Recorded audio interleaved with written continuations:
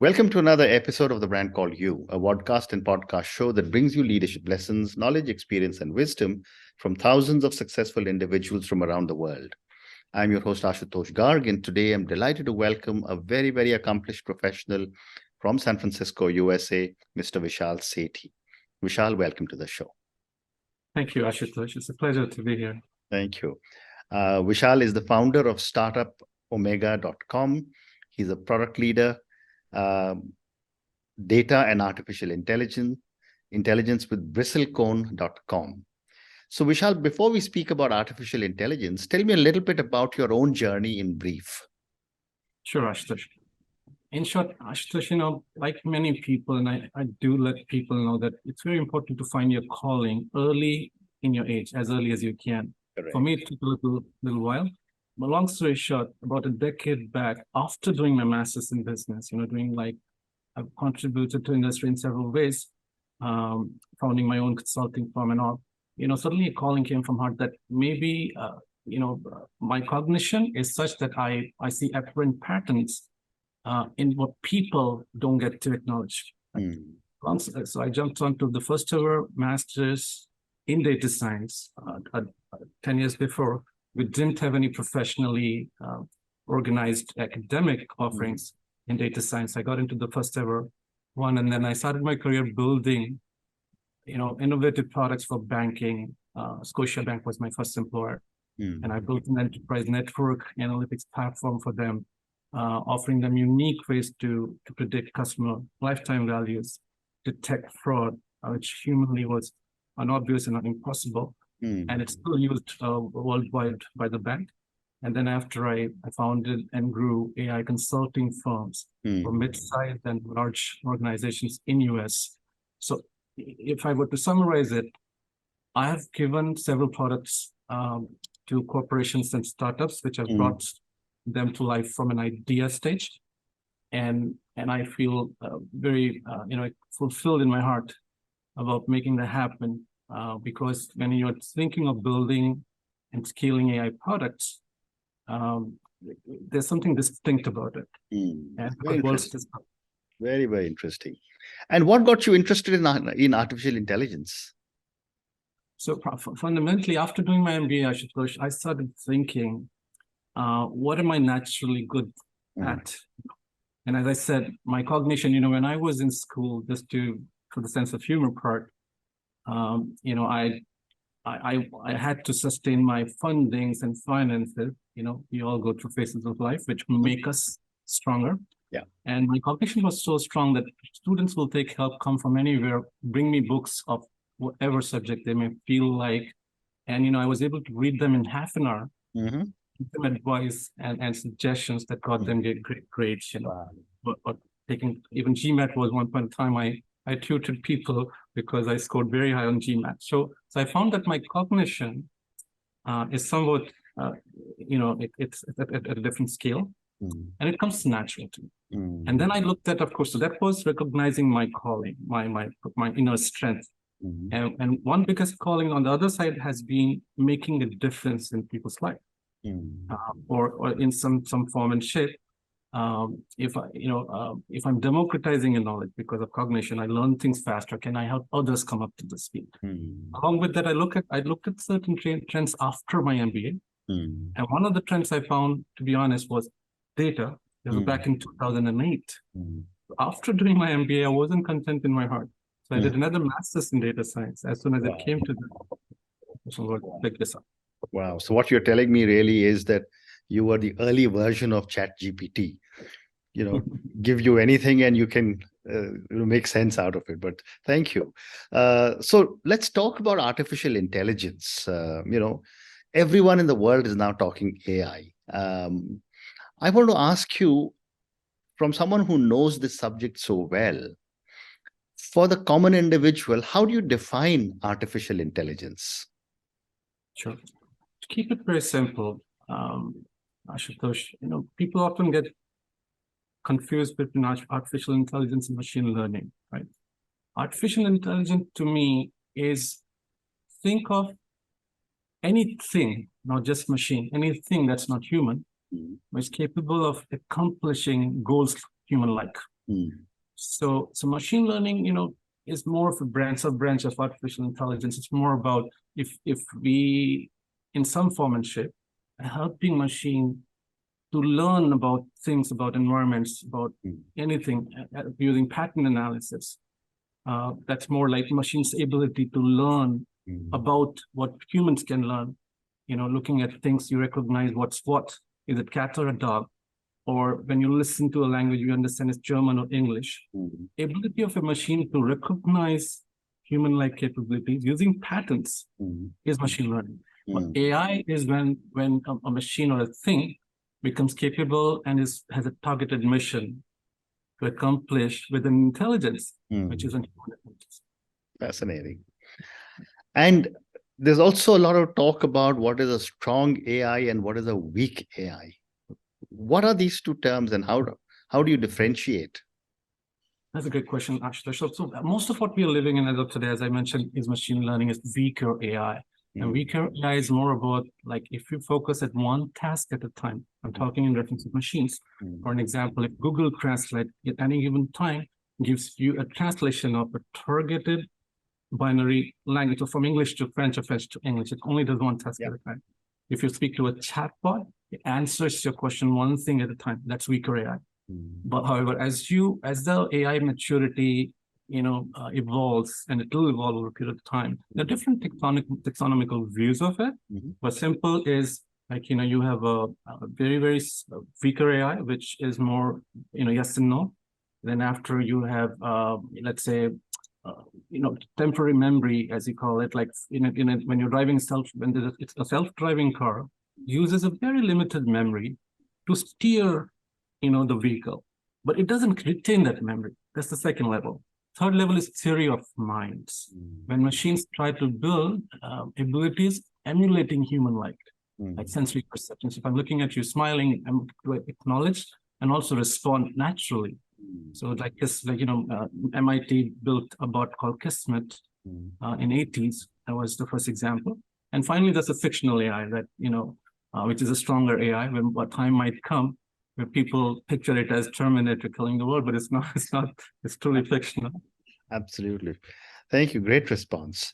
And what would you say are some of the more common examples of AI that are being used? Absolutely. So in our day-to-day life, the thing is, this weaker AI, as we call it, is finding grounds in our lifestyle. So when you're calling for a driver on a rideshare app, who's working on finding you a driver? When you're, when you're getting to sign into your cell phone and your face is recognized, when you are watching YouTube or Netflix, you often see system talking to you that you may like this, or or others found this as well, that there's no human behind it.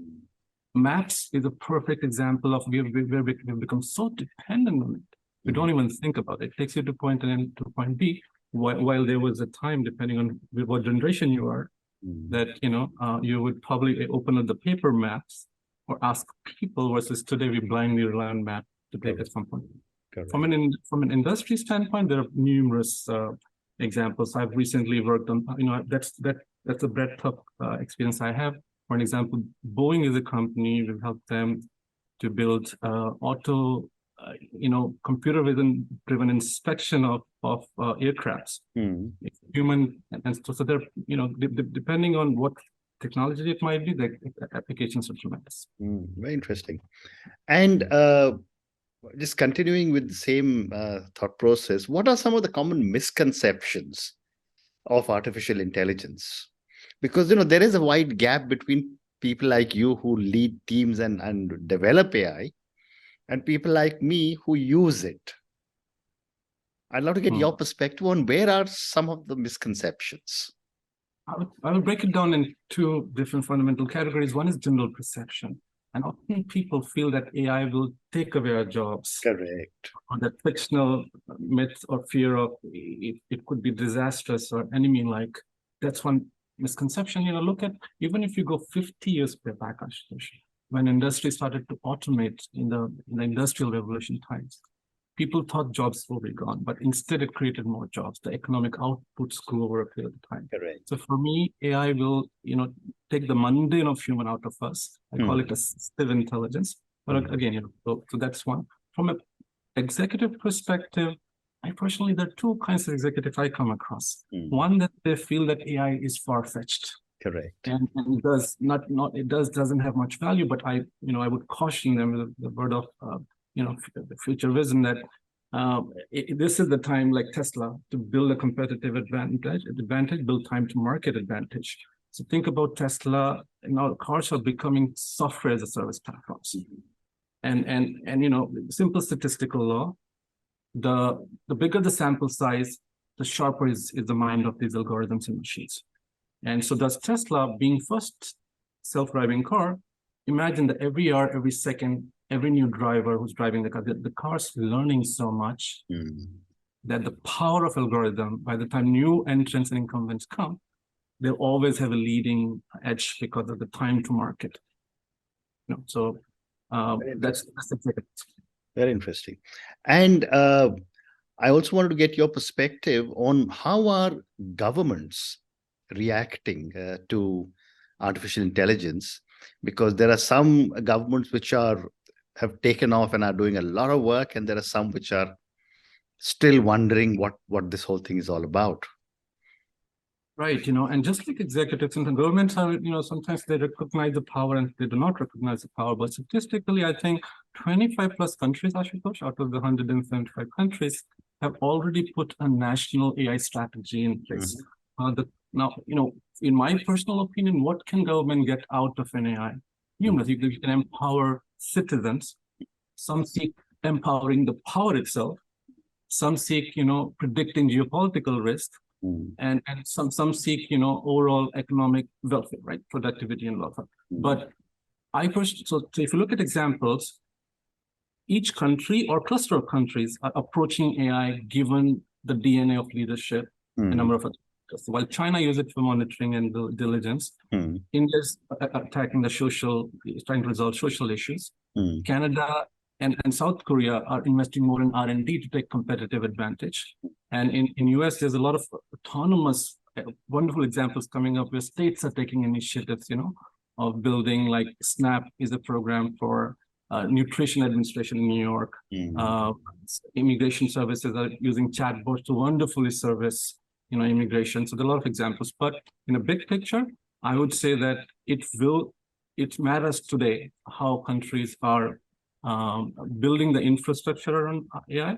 And there are 3 or 4 ways broadly I see countries are doing it, governments are doing it.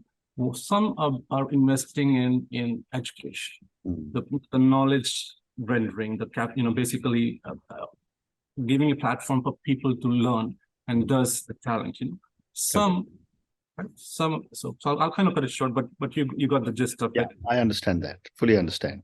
And my next question to you is on the ethical issues of artificial intelligence. There is a lot of debate going on about the ethical issues. Is it right? Is it not right? Will that lead to an imbalanced world? Will people have more, my entire privacy will become an issue. So what are your thoughts on the ethical issues and how will these be tackled? The way I personally, I'm adding my personal flavor, Ashutosh. These are opinions, Absolutely. Right. So as leadership, I sit on several boards, government and startups, and we talk about implications. How do we incentivize people to get over the myth or fear of AI and rather start cooperating and leveraging it? Correct. From ethical perspective, the questions that I ask is when my teams are building AI, right? Or when others are building AI, the leaders have to start thinking that number one, is AI human-centric? Is it going to help or compete with humans? Is AI helping the environment, or the compute intensiveness of the AI systems would do an adverse impact on the environment and things like that. But in a big picture, responsible AI is a theme that we all want to go towards. Correct. Where whenever, and the world needs to, I think governments and leaders need to really come up with some guiding frameworks, right? For all leaders and developers, because end of the story is the world that we are creating. And just like we had Renaissance time in 1600s, Ashutosh, when humans first learned about communicating, I think this is an AI time of AI renaissance. Correct. Where you see Rembrandt getting created by Microsoft and Walter advertising agency, which mimics and it's even better than the Rembrandt's brush strokes and the carbon dioxide that he used to. He had a very conventional way of speaking through the arch, but now AI is potentially mimicking everything that humans can do. What a great example of Rembrandt. Thank you. So, Vishal, now let's talk a little bit about Startupomega.com. And you're the founder of this venture. Tell me a little bit about what you're doing here. Sure. So, Ashutosh, my idea is to fill the gap. While on an average, if you globally see, startups are accelerating while we still remain in a polarized world where companies like Facebook, Google, and they're still, in terms of economic proportion, hold a significant proportion. I have a feeling that startup world's going, the startup will become the drivers of the economy. And the gap out there is people aspiring to take an advantage of growing startup ecosystem fabric, versus in reality, you have a lot of incubators and accelerators, but there is no niche and realistic practical help available to them when they can follow. So when you think about success of a startup, I personally feel it's intention, recipe, and your human determination. So recipe is what I'm focusing on. Startup requires a certain recipe to succeed, especially in data and AI step. So right now I'm on board with, so data and AI is my space, and within that space, my vision is to democratize, to help people, either they're building startups or products. In data AI space, I want to help them succeed. So I'm filling the gap of recipe. I bring in teams and a lot of practical insights. To cite examples, there are companies like H2O.ai.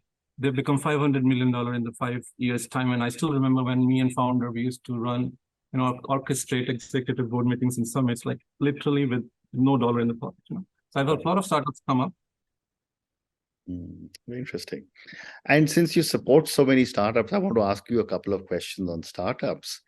A question that is always asked, and I'm sure you've been asked this many times: why do startups fail?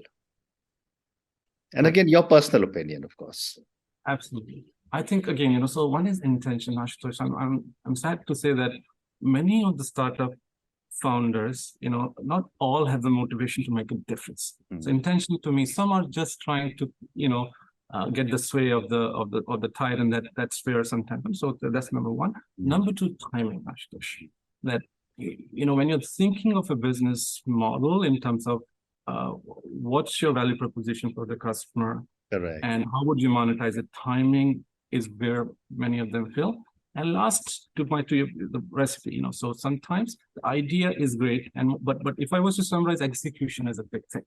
Idea is important to create a Zuckerberg effect, Tesla effect, but execution is very important to even be, an Airbnb or like a Fang Plus, where you're moderately successful. Well said. And the other question that is often asked, and I've been a startup entrepreneur twice as well, what, in your opinion, are some of the basic mistakes a lot of startup entrepreneurs make? I think they don't focus enough on defining the problem statement. Einstein once said, if I was to solve a problem in an hour, I'll spend 15 minutes understanding what the problem is. So sometimes it's a problem definition which isn't clear. Simplicity. You go after one well-defined problem. So that's one as for me. Second is, when they're founding, they get too attached to the baby they're building. And there are different theories behind how typically a startup grows across the maturity cycle. And with AI now in picture, there's a concept called network effect. And there's a concept called learning effect, where a product or startup life cycle doesn't remain conventional. Like take quick example of Uber. You're building a network of riders and drivers. Now you have data for them. However, now the time might come where driving in a city is getting mature to an extent you can grow with it. Can you now bring in Uber Eats? That's the network effect. So the economy is disrupted. So two simple things: defining the problem. Second is taking help and scaling with the help of others. And applying science meaningfully, again, by collaborating and partnering.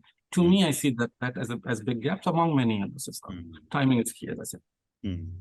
Very, very interesting. So one more question on startups. I'm afraid I have time for only two more questions. A question that is, again, I wanted to raise with you is that, again, there's a lot of different views, but for a startup founder, should they bootstrap as long as possible, or should they raise money whenever it's available? And, you're sitting in the Bay Area and there's lots of money available there. I would say there also, number one, be very clear about your goal.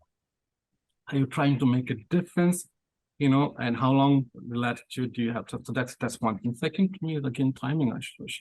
For an example, let's say if the timing is now, by not, raising the money, you're missing out the time to scale. So again, that's a very important time. And stickiness again. But if I were to simplify the answer, bootstrapping versus raising money is a question of a balance between what your goals are, right? And versus what difference you're trying to make. And that's where I think BlackBerry is a classic example, it failed because of stickiness. Founders were not able to think of this product beyond themselves. They were too attached. Wonderful. And my last question to you, Vishal, and this is for the thousands of people who will listen to our conversation. Based on your own amazing journey in the world of technology and supporting so many startups, what would you say are 3 lessons you would want our viewers and listeners to take away? And is that more for startups, Ashutosh, or in general? I would say in general, given the kind of knowledge you have. Thank you. Ashutosh, I personally, I'm a very open book. I think I got late in understanding the secret of life. And Secret of Life is a book from James Allen written in 1903. Can you imagine? It talks about, the name of that book is As a Man Thinketh. So man is a master gardener of his own destiny. Yeah.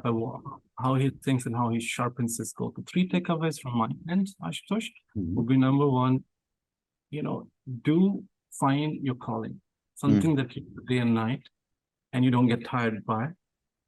Make that calling, take that calling to a scale. Step number 1. How do you take it to a scale? Find a way.